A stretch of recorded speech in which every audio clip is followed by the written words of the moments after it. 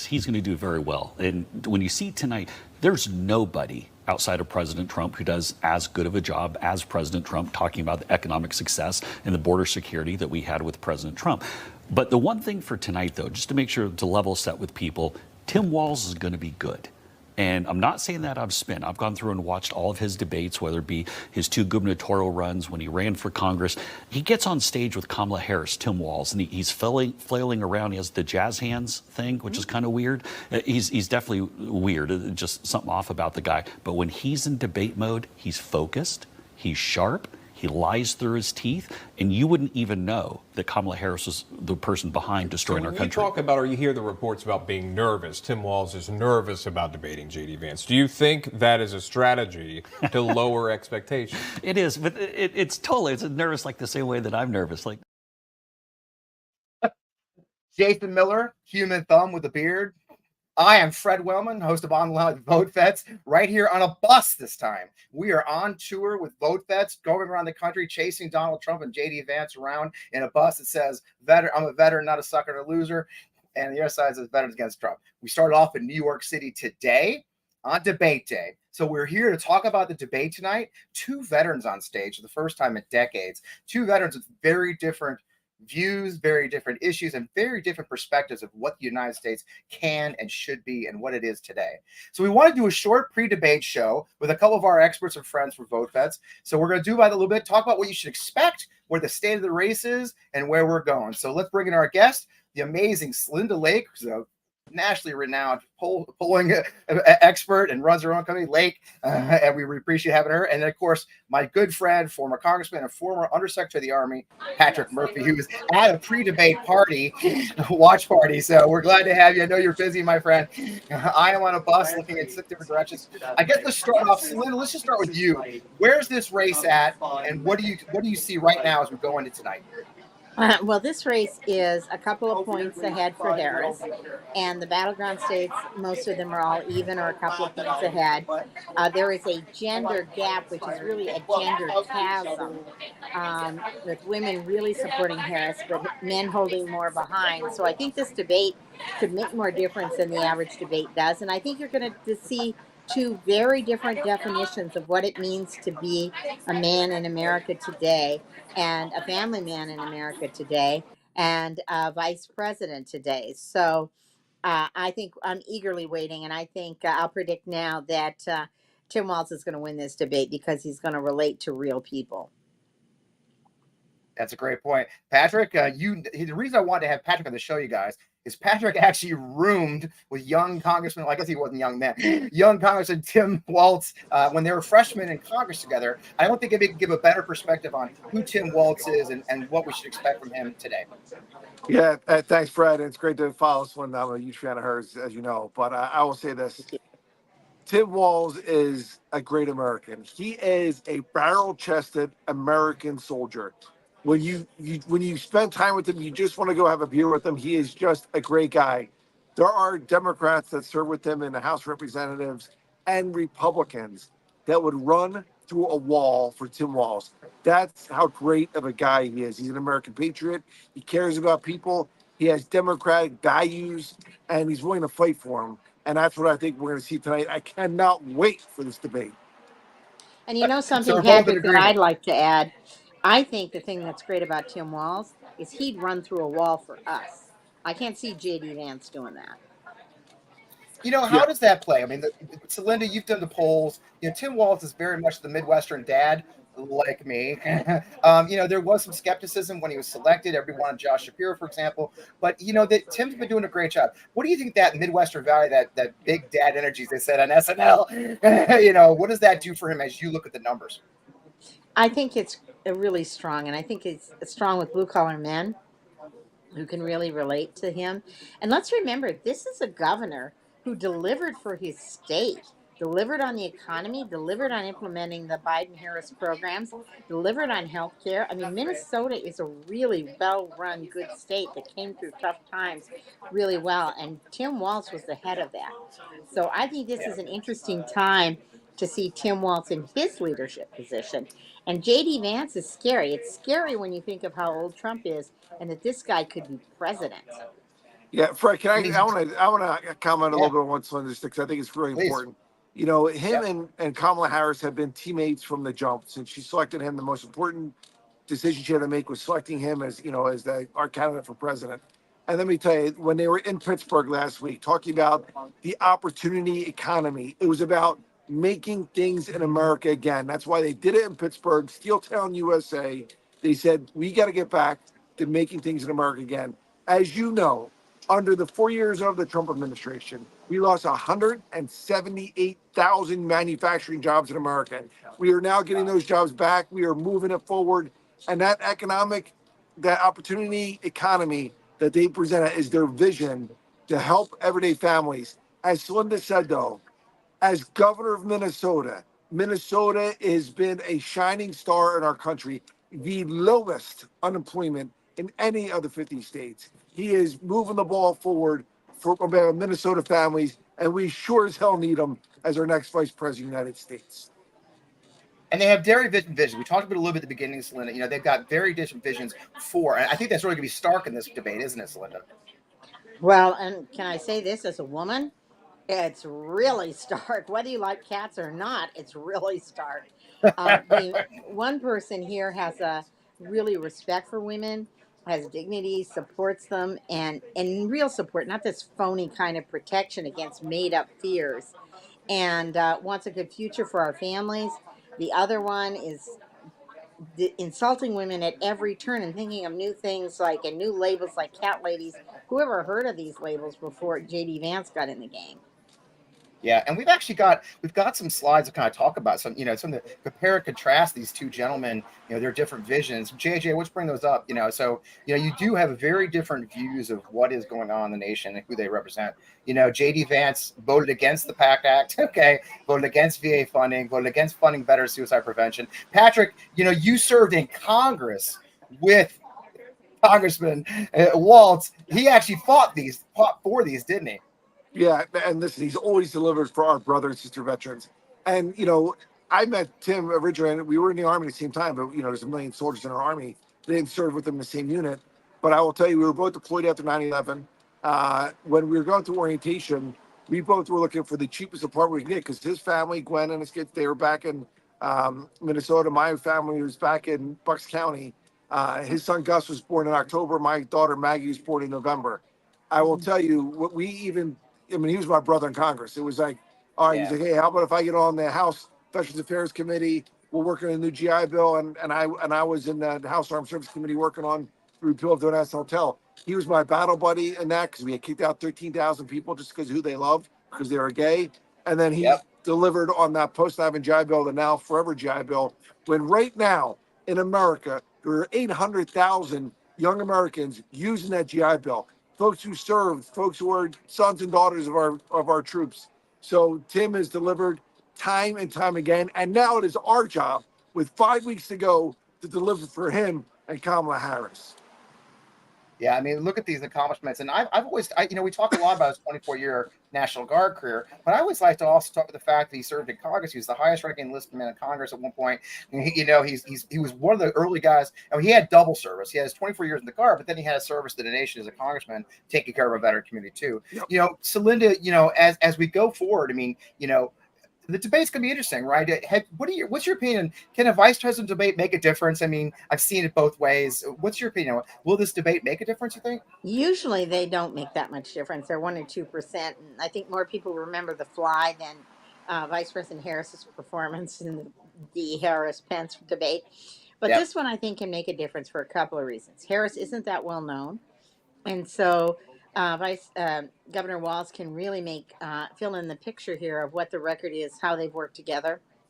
Two, there is such a difference, and there are a lot of men, particularly veterans, college educated men, a lot of Midwestern men who are really debating which of these tickets should I vote for.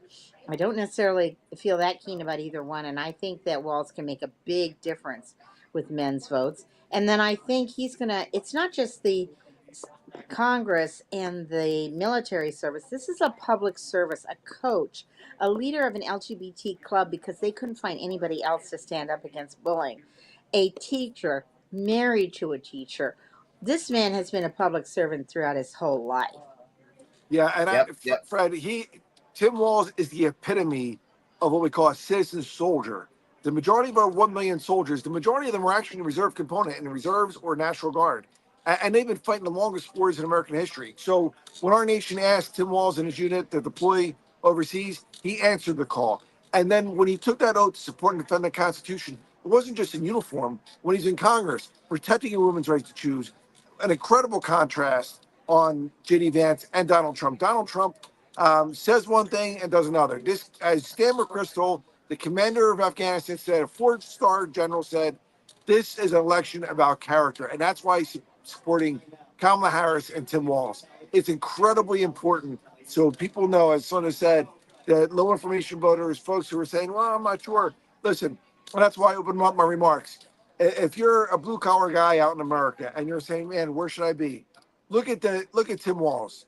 Time and time again answered the call. Led men and women, did what was necessary to, when he had the opportunity to serve in Congress, to deliver for working families, the GI Bill, the raising the minimum wage for the first time in a decade and a half. And then as governor, delivered the lowest unemployment, job creation. So what I would say is look at the one person who's going to look you in the eye, tell you where he is, and he's not going to just kowtow to whoever audience he's in front of. He's a leader of character. He's a barrel-chested American warrior, and we need him and Kamala Harris to help lead our nation for the next 4 years. I love it. And on that note, Celinda, I believe JD Vance has the lowest net positive rating of any vice presidential candidate in the modern era. I think you'd know numbers better than I would. Is that true? Yes, he has the highest negative ratings. It's Wow. not just that he's low on the positive. He literally has the most people who dislike him of any vice president in history. Wow. Most vice presidents just don't amass that much negative that fast. But part of it is, and I think Patrick Murphy said it very, very well. JD Vance always has an opinion about your life. He's always telling you what to do. Like, get your grandmother to babysit your kids. Well, maybe your grandmother, like my grandmother, is dead. Maybe your mother, like my mother, has Alzheimer's. Like, this is just so callous, and he knows better. And then he's going to tell women what to do with their bodies. And Tim Walz is like, how do we help? And mind your own damn business. Well, I'm from Montana, and that helping your neighbors and minding your own damn business is a very appealing mantra to people like I grew up with.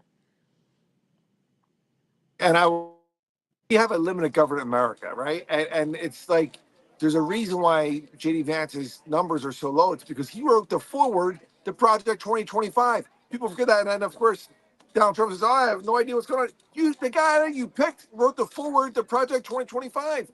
And listen, we know they outline on that 900-page manifesto of big government that's going to intrude on our individual rights, our constitutional rights, a woman's right to choose her reproductive health care. That is wrong. That is not what our American values stand for. And we need to make sure that we get people in there that are going to fight for us, they're going to represent our values, and aren't going to back down from anybody. And we've talked about that a lot. They wrote their evil plan down, right? and it is not popular. On the other hand, Celinda, Tim Walz has got net positive ratings, doesn't he? He does. And again, people don't know either one of these people. They had no idea about either one of these people before they were picked. So, Right. in a matter of 2 months, JD Vance has alienated half of America. In a matter of 2 months, people Well, like that's an accomplishment. what they see with Governor Walz. And I think they're going to get much more well rounded introduction today. I think people are going to be really psyched. I think the viewership is going to be high. And I think people love this combination of the guy who shares his tater tot recipe with you, can repair your car. I'm thinking, Patrick Murphy, when you guys were roommates, man, you must have never had a broken toilet or a broken car, Nope. and can lead the country and his state. That's a pretty neat combination. Right. And that's what he brings to the ticket. I had a guest on my other show, John Del Volpe, and John is the head of the Institute of Politics at Harvard, the polling. I know you know him, Celinda. And John just happened to be in Minneapolis the day that Governor Walz was selected for the vice president nomination. Wow. To a focus group, right? And he asked at the end of this focus group, right, to talk about timing, right? At the end of the focus group, he said, "Hey, look, you guys are Minnesotans, and there's various ages, mostly young." He said, "Tell me, what's your opinion of Tim Walz?" And to a person, they all ended up sort of coming to, he's just a guy. And what they meant was very positive, right? Yeah. He's not a CEO. He's not a billionaire. He doesn't have a portfolio. In the end, he's just the guy. He's the guy next door. He's the guy, the football coach. And I thought that was the perfect description of guy. And Patrick, you've lived with him. I could tell he's just the guy, the public guy we see and the private guy we see, isn't he? Right, and what you see is what you get. I mean, that's why I said, you want to have a beer with this guy. You just love him. And listen, yeah, he's masculine. He's an Army veteran, a football coach, right? But he has Right. progressive values. He fights for all of us. It's not just he's not like a bro that's like, oh, whatever. Like he cares, genuinely cares about his fellow Americans, about his community. And when him and Gwen, who's just a darling of a person, when him and Gwen, were struggling for years, and they finally had hope, and that's why they called her Hope. And then they had Gus. They rounded out their family, and they have been just the epitome of just a great American family that is willing to fight for all of us, and that's what's pretty special about this. And the thing I love about the governor is I was very fortunate to do his first congressional race, and we beat an incumbent actually. And when I first came on the race, Vote Vets actually played a major role in getting me involved. And when I came into the race, we sat down and debriefed, and he said, "I've got all my high school kids out there canvassing for me." And I'm thinking, well, okay, that's great, but I don't know that's going to convert a lot of votes. And then I said, I want to go out with the canvas. And man, these kids adored this guy. Yeah. And they were converting people right and left on the doors because it was so authentic. It was so sincere. And he had been there for them. And right now, we need a president and a vice president who will be there for the people, who will be there for our future, who will be there for our sons and daughters. Yep. And there's 2 points, Fred, on that. I want to say one. Yeah. That race, that congressional race, was not won by a Democrat, and in fact, the Republican that he beat won by like 25 points the cycle before. They had not won it since he left in Congress, just like my seat in Bucks County, Pennsylvania. We had not won it, and we haven't won it since I left. But I will tell you this: Tim Walz, like when you're with him, you just get this sense of this authentic, genuine person. And even our classmates voted him our class president and stuff like that, right? Because Wow. we knew whether he was talking to the blue dog Democrats, the progressive Democrats, he was going to give it to you straight. He was going to represent what you said to represent, and he genuinely cared about all of us that he served, and that's why our class of 2006. We just had an event with them last week with Speaker Emeritus Pelosi and Gwen Walz, and Wow. we are just fired up and ready to go. And I will tell you that's what gives me the most hope about this race, because him and Kamala Harris have been a team. You can just tell they genuinely like each other. Their spouses like each other, and they're out there moving, shaking. And Tim Walz will be back here in Pennsylvania. I got to go speak at this event here. We're doing a military veterans and family members event here in South Philadelphia. But he's here in Pennsylvania, and he's in central Pennsylvania with our Senator John Fetterman, going to York County, going to Reading, going to the areas where, as James Carville once said, you have Philadelphia, Pittsburgh, and the state of Alabama. He's competing in Alabama. Let people know we are competing in all of the 67 counties of Pennsylvania. And whoever wins Pennsylvania is 90% likely to be our next president. And that's why we got to get Kamala and Tim winning Pennsylvania, moving the ball forward, and getting after it. Love it. Celinda, we're getting close to the end. I know you guys got to do other things because there's a debate tonight. Celinda, we've seen a lot of momentum, right? We're in the polls, especially. We've seen some momentum for Kamala and Tim. What's your vibe? I mean, is the momentum going the right way? Do you feel that, or do you think the arc's going to continue, or what do you expect? Well, I think we kept waiting for it to slow down, and it's not really slowing down. And I think this debate can be major energy for it. And earlier this afternoon, they had already raised $500,000 off of the debate, and I think it's actually coming at the perfect time because we need another charge. Because it's been a little bit of a slog with the Trump Vance ticket being so mean and saying such outrageous things Yeah. and hurting so many people. And I think this is going to show us there's a kind of leadership, there's a kind of male leadership that doesn't participate in this hurting of other people. And it's about time our country moved in that direction. Yeah.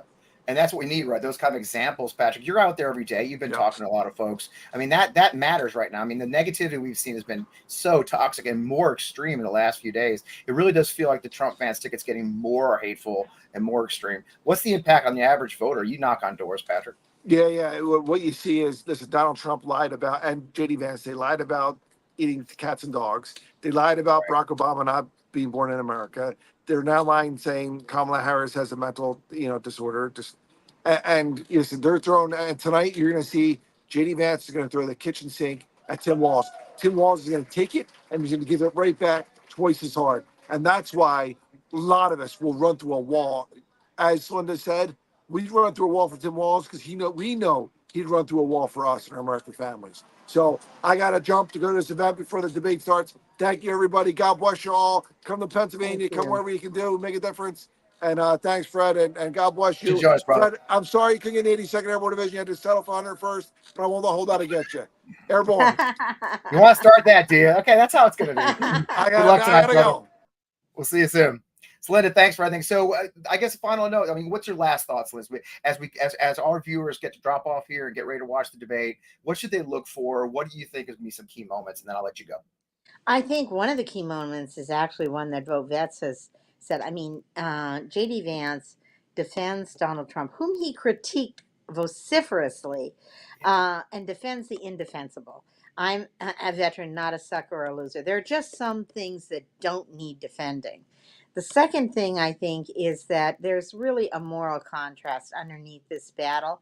I personally believe it is completely immoral to create a situation where kindergartners are evacuated from their school 3 days in a week. So does the Republican governor of Ohio. So does the Republican mayor of that city. And finally, our freedoms are at stake. And I want to thank all the veterans on this podcast. And I love working for vets for fighting for our freedoms, not taking away our freedoms. And I hope that all the vets will vote. And I hope they'll vote for the Walz-Harris ticket, because I think it is a ticket that will make all of America stronger. That's a great way to let you go. Thank you so much, Lynn. I know you're a busy woman. We appreciate all you do and your work you do for us. And we'll see you again soon. Good luck tonight. Sounds great. Thank you so much. Great. Well, great conversations. We will be back after the debate. We've got an incredible lineup. Chuck Rocha, great Democratic strategist. We've got a couple amazing veterans, the mayor of Newport News, Virginia. We've got the guy who ran the veterans into outreach for the White House previously. A great conversation. My good friend, Sergeant Major Mike Levine's going to sit next to me here on the bus. We're out on tour. We are out right now in this tour. If you can learn more about our social media channels. We're going around. We've raised a lot of eyebrows driving around New York City today. We went to the Trump International Hotel. We went to Trump Tower. We went down to the debate. Some great pictures online. There you go. That's a great point. It is not subtle what we're doing, okay? But that's not what VoteVets does. VoteVets doesn't do subtle. We go big or we don't go, right? As you can see, it was a great night. Oh, there's me. And we had a great time talking to folks tonight. I mean, we are very fortunate to be a part of this. VoteVets has been around since 2006. We represent over 1.5 million folks who have donated, supported our cause. Close to 2 million now, I understand, from veterans, civilians, their family members. Everyone's part of our movement. We are, believe it or not, one of the very first organizations to endorse Tim Walz in his very first congressional election in 2006. That's how far back this goes and why it means so much to us. So we appreciate your support. You can learn more at votevets.org. We'd love you to check it out. You could throw a donation for the work we continue, to include this bus tour. We're going to be showing up in a couple of places this week where Mr. Vance and Mr. Trump are showing up. We intend to show up too and show them that we are not suckers and losers. We're veterans. We served our country honorably. Just tonight, Donald Trump gave a press conference, and when asked about the Iran missile strikes, that he says, does he have regrets about the 100 American service members who were injured under his presidency? And he said on camera, what, injuries? They weren't injured. They have headaches. Traumatic brain injuries from massive explosions were just headaches to Donald J. Trump. Do not be fooled. He cares nothing for you or your service. And we're going to remind him every day we can. With that, I'm going to let you go. Let's go watch this debate. I can't wait to see you. We'll see you in about an hour and a half, 2 hours. I can't wait to talk to you. Instead, keep up the work, keep up the fight, and good luck tonight.